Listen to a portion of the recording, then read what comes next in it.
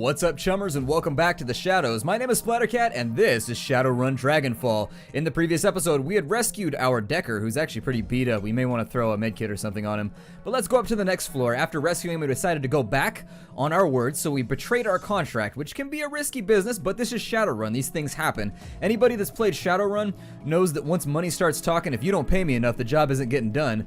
If the job was more, I guess, ambiguous. So if we got paid maybe 20,000 or 25,000, I wouldn't have betrayed the job for just 5,000 new yen. At the same time, he offered to double our pay. This guy, we were supposed to kill him, but we let him live. He offered to give us 15,000, and we're gonna double bill. And we're also gonna get some special security equipment that he had given us. So I think things are gonna work out all right in our favor. As you hurry past the scene of carnage in the operating theater, a peculiar smile crosses the rigger's face. He slows to a stop, then points at the dismembered body on the other side of the glass. You said that you were a spider, right? Is this your handiwork?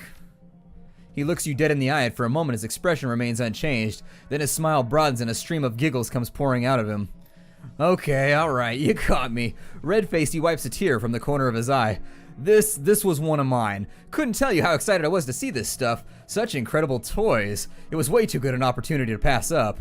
That doesn't look like a knight-errant employee. It looks more like a lab tech to me. He nods enthusiastically. This was a fun one. Little prick couldn't believe it when I set the auto surgeon on him. He kept trying to get away, but wherever he went, one of my arms was there. Just rip, rip. All the while, he was screaming like a little girl. Yee! Yee! Must have kept at it for, 10, 15 minutes. Yee! He barks out into a snorting laugh. It was hilarious, man, I tell you. Glory gives you a significant glance. You can see the disgust in her eyes. I'll point at that other stuff when we see it. There was this one guy that I locked in a room with a manipulator arm. He wipes a tear from the corner of his eye. It was fucking classic. To hell with the trinket. Letting this bastard go would be wrong, Chief. You know that. Besides which, he lied to us. There was no bad intel. This bastard is the reason why things went south on that run. I'm sure of it. Abruptly, Ensted's laughter stops. The fuck is he talking about? We have a deal. If you don't want to kill him, that's fine. Blitz looks you in the eye. Let me do it.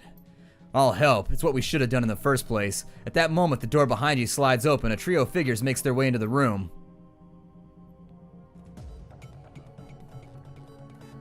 Oh, damn it.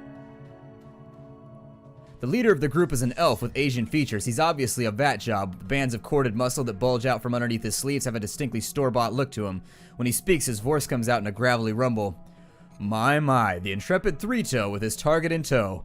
What a surprise. Let's talk about this. There's little to talk about. You were sent here to tie up loose ends. Instead, we catch you trying to sneak your target out the front door. Disappointing, not surprising, mind you, but disappointing all the same. Let me guess, our client sent you. Herr Fuchs sent us to check up on you, given his recent troubles with Shadowrunners. This should not come as a surprise. The company man smiles at Instad. The rigger shrinks back against the wall. No more than your betrayal surprises me. I was never planning on letting him go. As soon as he gave me the money he promised, I was gonna take him out. The rigger's eyes go wide. What? The company man pauses for a moment. If you kill him here and now, I will report to Herr Fuchs that you fulfilled your end of the contract, but you must do it now with no hesitation and no trickery. No, you can't do this. We had a deal. Kill them instead and you'll get everything I promised, please. No deal. You had this coming. Zap. The company man inspects the rigger's corpse, a dispassionate expression on his face. He shifts his gaze back up to you. It would appear that you might possess some small shred of integrity after all. I told you, I honor my deals. I said integrity. He shakes his head, not honor. I remain convinced that you were thoroughly dishonorable, Shadowrunner. A man of honor would have never allowed his target to live as long as you did. Whatever your motives might have been, honor was not among them. No matter, the letter of your contract has been fulfilled and your job here is done. I will inform Herr Fuchs of the mission's completion of the circumstances surrounding it. Damn, that didn't go the way I wanted. I was really trying to double bill that one. I mean, I was going to grease him anyways now that I found out that he killed innocent people, but I was really going to try and get that 15K out of him before the job even went down. Well, unexpected surprises right there, but once again, not outside the realm of possibilities when it comes to Shadowrunning. This door, maybe that was a locking mechanism so that you could lock out further reinforcements. I think we'll leave the vicinity and just get the hell on out of here.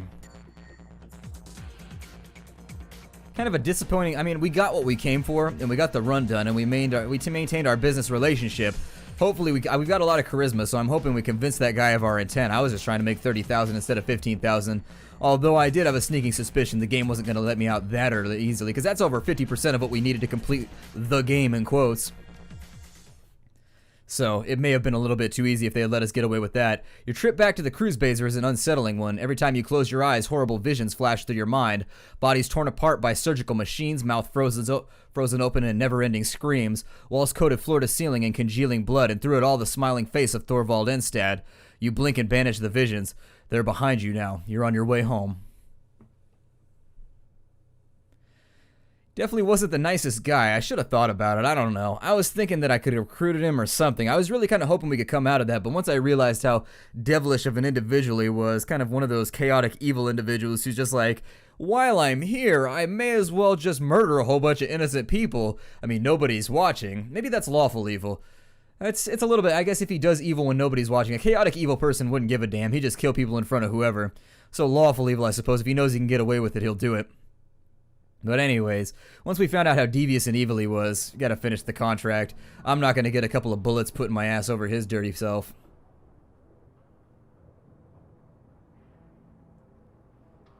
I don't know if you want to load up any... Ooh, 10 karma, not bad. Your PDA rings and the face of your fixer, Paul Amsel, appears on the screen. Three-Toe, I have information to discuss about the estate. Please come as soon as you can. We've got to look. Did we get billed already? Did they give us the money? Damn, they haven't sent us the money. Alright, well, I was hoping they would wire it so that we can... I haven't decided how I want to do this just yet. Whether I want to spend, like, our first big payday on a bunch of gear to make us a little bit more badass and robust. We're clearing the missions without any problems as of yet because the enemy does follow kind of a filter syndrome where you can hang back and allow them to come to you. Any game that allows you to get away with that without just frag grenading the hell out of you, it's pretty easy to clear. Let's go ahead and talk to Amsel and see what's going on. What is this? Oh, is that the DVD player so we can rewatch stuff over again? Three-Toe, welcome back. I got some news for you. In your absence, I've been looking into the Harfeld Manor. Whatever Firewing is up to, it's both large-scale and well-funded. I've uncovered a money trail leading from holding companies all over the world to an offshore fund with a dummy address. From there, all of that freshly laundered money flows directly into the Harfeld estate. Wait a second. Why would a dragon have investors? That doesn't make sense. It's doubtful that the Firewing's pawns even know where their money's going. This is typical of draconic plots. Uncover a stream of money flowing behind the scenes, and there's a fair chance that you'll find a dragon at the receiving end of it. To a dragon, conspiracy is second nature. But Firewing was different. She didn't scheme or plot, she acted. Yeah, and look where it got her. When the Firewing launched her attack on humanity, it was an attack of hubris. She lashed out because she didn't consider our species to be a threat. It would be equally hubristic for us to assume that she will make the same mistake twice. I'll continue digging into this while you and the team tackle the next run. With luck, I'll have more information to share upon your return. Sounds good, Paul. Oh, one last thing, Three-Toe. Malit was able to restore the readable surface of one of Green Winter's DVDs. If you'd like to take a look, you'll find it sitting next to the player. Just one? She's still working on the others. Many of them are extensively damaged, and getting anything off of them is proving to be quite the chore. She's told me that she'll be in touch if and when she makes any headway. Thanks, Paul. Well, I suppose we'll hit up a little bit of storyline here. We've had a couple episodes of non-stop violence. And we'll go to the DVD. Let's load the second DVD. The soft whir of the spinning DVD is punctuated by an occasional rattling sound. The scratched LCD display comes to life and the menu fills the screen. Track 1. The screen goes black for a moment and Green Winters appears on the screen. 11:11. Hold on, is this the right thing?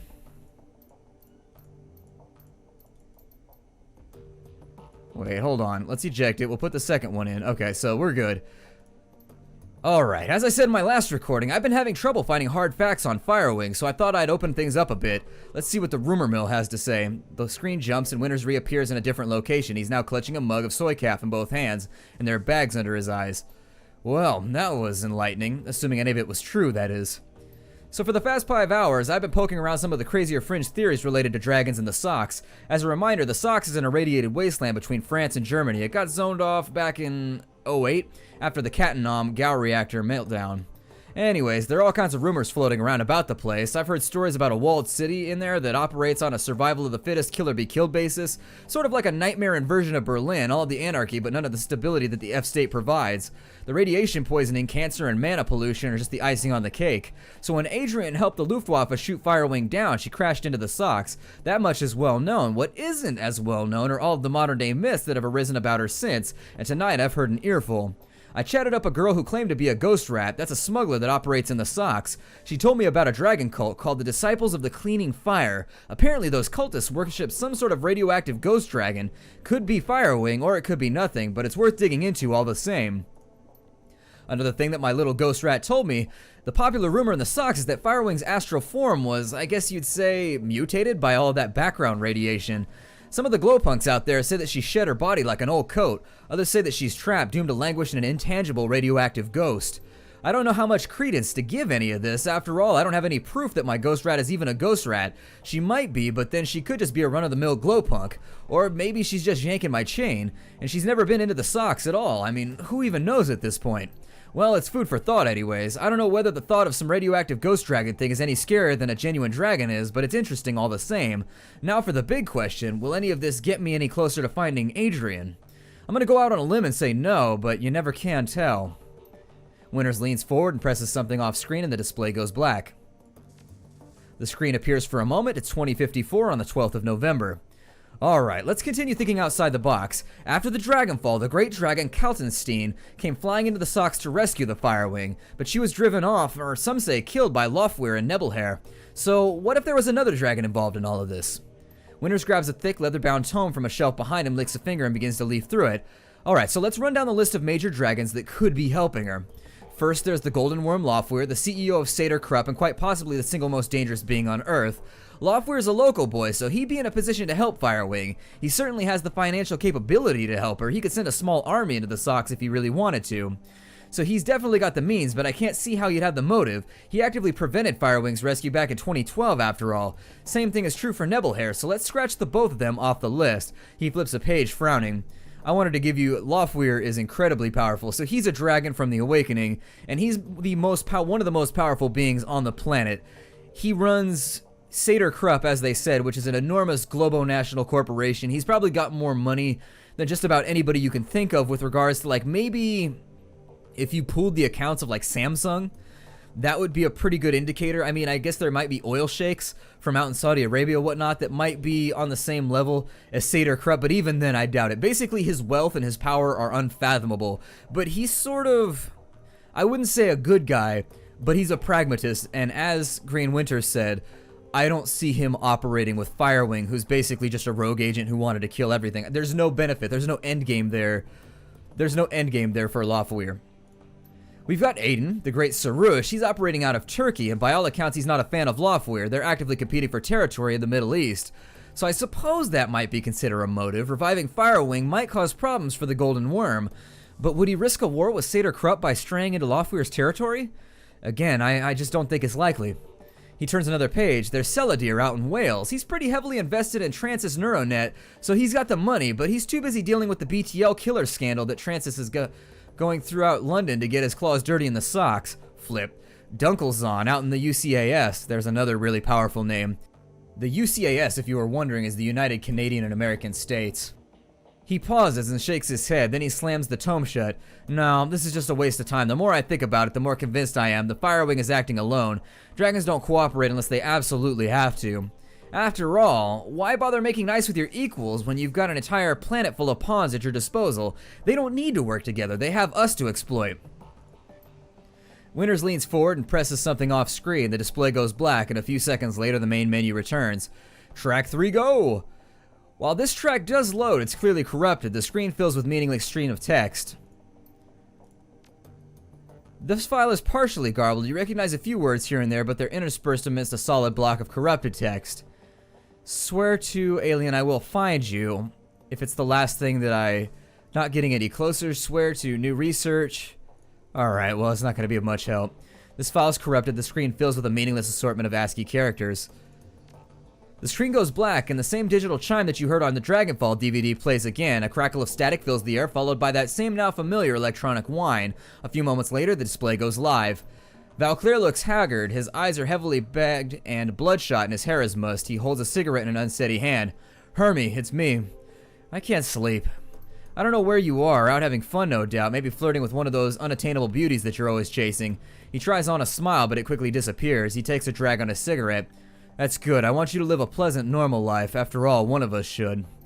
Valclair rubs his eyes. I can still smell the smoke, Hermie.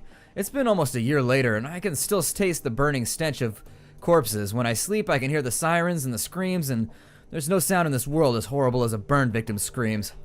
The doctors would call this PTSD, I'm sure. They'd have me in therapy.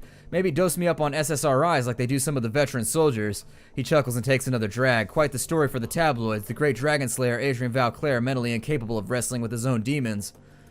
He shakes his head. No therapy for me, and certainly no medication. I have a reputation to live up to, however poorly deserved it is, and however little I want it. He pauses and stubs out his cigarette.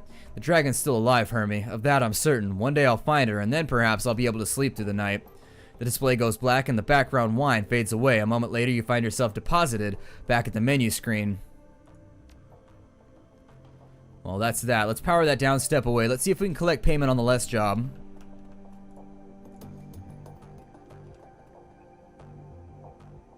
The cool blue tones. All right, let's go ahead and check the jobs directory. And we'll collect the payment for the pharma cleanup. You submit the job as finished and await your client's response. A few moments later, a message pops up on a screen. No sense in mincing words. Your job performance was satisfactory at best. Your fee will be transferred immediately. Enjoy it while it lasts because you'll never work for us again. Fuchs. Yeah, well, go to hell. I'll put 3 rounds in you, homie. In a heartbeat. Deduction for crew oh wow, we don't get paid hardly anything, so this game might be longer. So we distribute money for our crew's salary, which is weird considering they said they worked for free. Resupply costs, automatic deduction for Alice funds. God, 2,500, that's it, huh? Well, we are broke. Let's take a look at... Oh, we gotta go to the BBS right now. There's a Mark 16 prototype extraction. Amsel's face winks onto the screen. Three-toe, here you will find the complete transcript of my conversation with Herr Schmidt, a potential client. As you will see, the details of the job are a bit more vague than I would like, but the payout is substantial. After reading the transcript, you may determine whether or not to choose the job. If you respond in the affirmative, our client will be notified, and I will make all the necessary preparations for the run. One more thing, Herr Schmidt provided me with a device to assist you on the run. He calls it a little black box. Apparently, it can be used to compromise the power and security systems of the run site. If you opt to take the job, be sure to take it with you.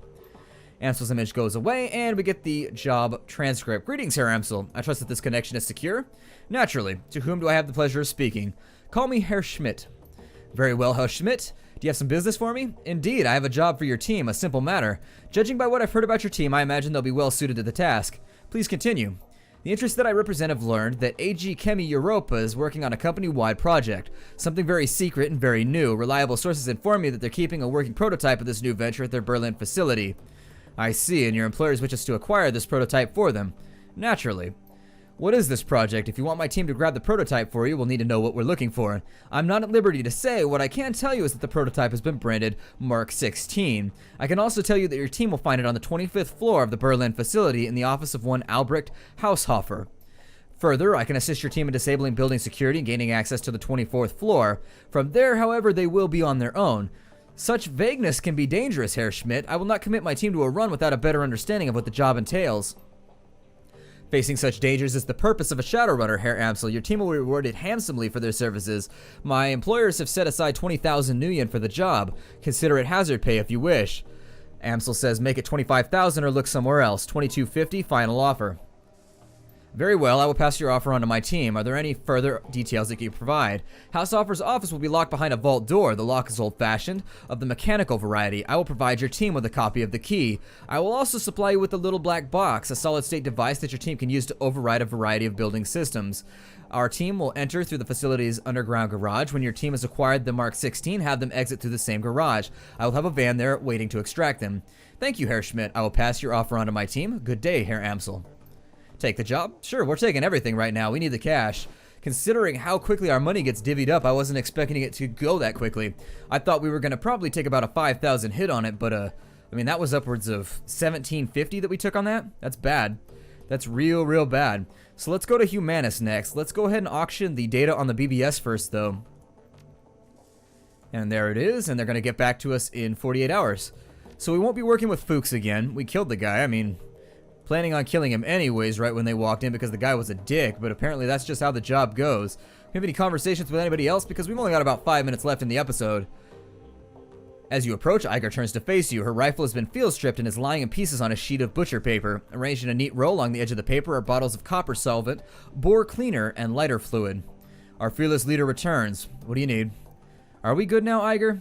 Depends on what you mean when you say good. I won't question your competence again, not in front of the others at least, but I'm not gonna lie, I still have my concerns about you, Three-Toe.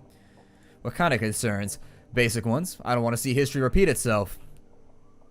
Make up your mind, Iger. You said that you don't blame me for Monica's death. I don't, and that's not the history I was talking about. And before you ask, no, I don't feel like going into it. Or was there something else you wanted to talk about, or can I get back to cleaning my rifle? I'd like to hear about your time in the KSK. She shakes her head. No, I'm not in the habit of sharing war stories, Three-Toe, not with people who've never served. It doesn't have to be a war story, I just want a better idea of who I'm running with. She looks you in the eye for a moment, evaluating, then shrugs. Alright, Three-Toe, you win. I owe everything to my time in the KSK, from the street name on down, so you tell me what you want to know and we'll see where this goes. Tell me how you got your street name. Back when I was in basic training, a fellow recruit made a vulgar joke at my expense. He said that I remind him of the north face of the Eiger in the Bernese Alps, huge and beautiful but dangerous to climb. His tone left little doubt as to what sort of climbing he had in mind. I think that he was trying to proposition me in his clumsy way, poking me in front of the other recruits to try and provoke a reaction. She shrugs. Anyways, he got one. I broke 3 of his ribs and the name stuck. Served him right. Iger regards you with a critical eye. You might actually mean that, but then you may just be trying to get on my good side. Anyone who's that out of line deserves to get smacked around a little. She nods. For once we were in complete agreement, but there was more to it than that. As soon as the idiot made this little joke, it was a foregone conclusion that I was getting saddled with the nickname Iger. My only choice in the matter is whether it happened under his terms or under mine. If I hadn't broken that twit's ribs, the name Iger would have meant difficult sexual conquest to a whole barracks full of recruits. That's what I would have been to him from that point on, my own accomplishments be damned. Thanks to what I did, my new name meant the troll who doesn't take shit from anyone instead. It's a name that I'm proud to go by, and I've hung on to it ever since. She pauses for a moment and looks you in the eye. A word of advice to you, Three-Toe. If anyone ever puts you in the position that he put me in, if he demeans you in front of your unit, whatever his intent, the appropriate response is to put that person down. Hard. Out in the field, nothing will kill you faster than losing the respect of your team. By that logic, I should have broken your ribs after Monica died. In your place, I would have. She looks you up and down, appraising you. Not that you'd have succeeded if you tried, but in terms of saving face, it would have done wonders. In all seriousness, Three-Toe, I'm sorry I put you in that position. I shouldn't have, and I acknowledge that. She straightens. Anything else, or can I get back to prepping for the next run? Tell me about your team. She nods. Fair enough, I guess that you've earned it. There were 8 of us, 2 commando squads working together as a single unit. Schmidt and Lange were combat deckers. Wolf was our rigger and combat engineer. Fisher handled demolitions, and Braun was a medic. The rest of us, Metzger, Kruger, and myself, were weapons experts. Our mission was extraterritorial, technically illegal, and important enough to justify the task. We've been sent across the border into Poland. The Russian mafia had set up a cottage industry and human trafficking all along the Oder-Ness line, and it was our job to disrupt it. Go on. We were a good team, experienced. We went through a lot together, and we chalked up a lot of kills. In our own way, I'd like to think that we did some good. Who was in command? Metzger. Best leader I've ever had the pleasure of serving under. Her face clouds. He was a hell of a man. But he went down with the rest of the team, everybody but me. What happened to the team? She shakes her head. Nah, that's a story I won't be telling. They died. That's all you need to know. Thanks, Iger. Well, no more questions. Let's bail on out. She turns back to the disassembled components of her rifle. Sure thing, fearless leader. Good talk. Let's go ahead, and we've got like 2 minutes left, so we may as well just do some lore. Three-Toe, what do you need? I have a question for you, Glory, of the personal kind. I'm not big on sharing sport, personal reasons, and there it is. We already did this conversation. Well, never mind. If we just got the same conversational outlets, I'm not gonna mess around. Let's go somewhere else. We've already done everything that we have to do here. Maybe we should check our messages, too. Let's check our... Oh, the Alice Fund. The money goes to Alice. So that's what the Alice Fund is. Okay, so that's fine. So 1750 went to that. So it's actually forcing me to allocate funds here. It's putting a time limit on how long I could play the game, basically. I don't know if we have any new messages. Metbot Gunari. If you value new hardware coming into the cruise base where we need to talk, one of my weapons shipments was hijacked by a local gang. I can promise 500 new yen if you get the shipment back. I have some new gear on the shelf. Come see me for details. That sounds good. Let's go work with Metgari. Now this next little bit, I'm tore up about how I want to spend this next grip of karma because it is a lot of karma. I think I should probably go into weapons, to be honest, because we're doing really, really terribly with regards to our chance to hit in combat. But we're not really that squared away as a mage either, so we could go full on mage right now. Or our spirit control's looking pretty good right now, so I'm happy with that. What does that allow us to do? We can do lightning barrier. I've never had anybody cross any of my barriers as of yet, so I'm feeling as though the AI just sort of stops off whenever it sees him and treats him like a wall. So I may not allocate, I may actually just take it out of my inventory and take something else along with me. For now, let's spend the karma from this run on ranged combat. So I'm going to go 5, 4, and 3, just like so. And I like that. On the next one, we'll go up to 4 with ranged combat. We'll also take shotguns up to maybe 4.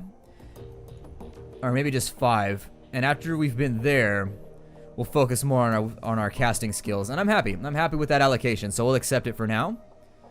And I think I'm going to break off the episode right here. So my name is Splattercat. Thank you for joining me here in the Nerd Castle for another episode of Shadowrun Dragonfall. Take care in the shadows out there, chummers, and I think I'll see you in the next episode. We'll probably try and expand Gunari's weapon supply so that we can have better weapons going into the next run. Then we'll go handle the racist cult, and after that we'll be good to go. See you later, guys.